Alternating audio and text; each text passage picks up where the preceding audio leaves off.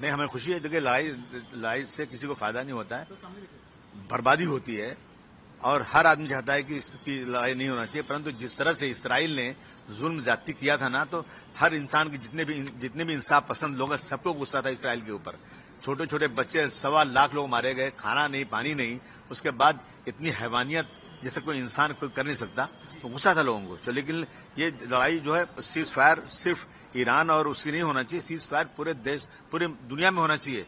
जो आज यहाँ फलस्तीनियों के साथ हो रहा है ना, वो भी 100% बंद होना चाहिए और फलस्तीनियों की पूरी मदद करना चाहिए। सर, भारत का रुख रहा है इसमें, आपको किस तरह से लगता है भारत का रुख ईरान और इजराइल में जो हुआ है? नहीं, भारत को ठीक रहा है, लेकिन हमारी जो फॉरेन पॉलिसी थी पहले ना, वो पॉलिसी अब नहीं रही है।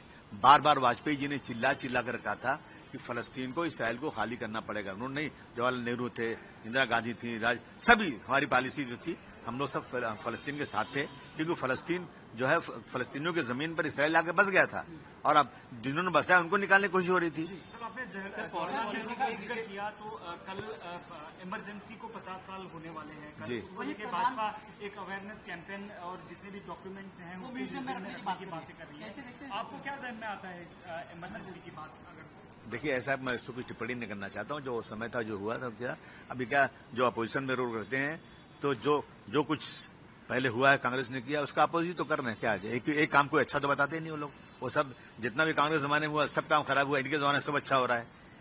फॉरेन पॉलिसी की आपने बात कही, सर, जिस प्रकार से हिंदी लैंग्वेज पॉलिसी की बात करें, जिस प्रकार केंद्र सरकार 3 लैंग्वेज पॉलिसी की बात करें, वहीं महाराष्ट्र में हिंदी लैंग्वेज को लेकर विरोध चल रहा है। जनाब, जब सरकार ने जी आर निकाल दिया कि 3 लैंग्वेज लाजिम है, तो पहले मराठी होगी, मराठी यहाँ की भाषा है, फिर इंग्लिश हो गई। इंग्लिश आज हमारे लोग तो गुलाम है ना, अंग्रेजी के पीछे भागते जा रहे हैं। चलो अंग्रेजी होगी, अब तीसरी भाषा कौन सी हो सकती है? मैं बार बार कह रहा हूं एक बार कि तीसरी भाषा देश में और कौन सी है? क्या गुजराती लाएंगे यहाँ पे?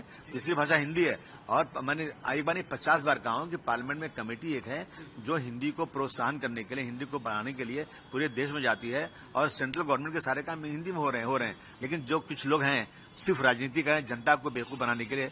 मराठी तो है ना, कौन नहीं कह रहा मराठी तो चल ही रही है।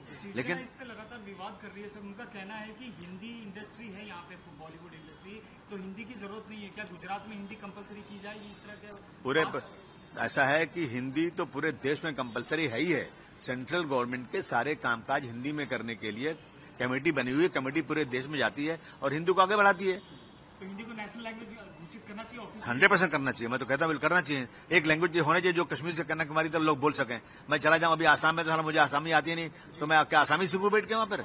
एक लैंग्वेज होना चाहिए देश में जो पूरे देश में चले।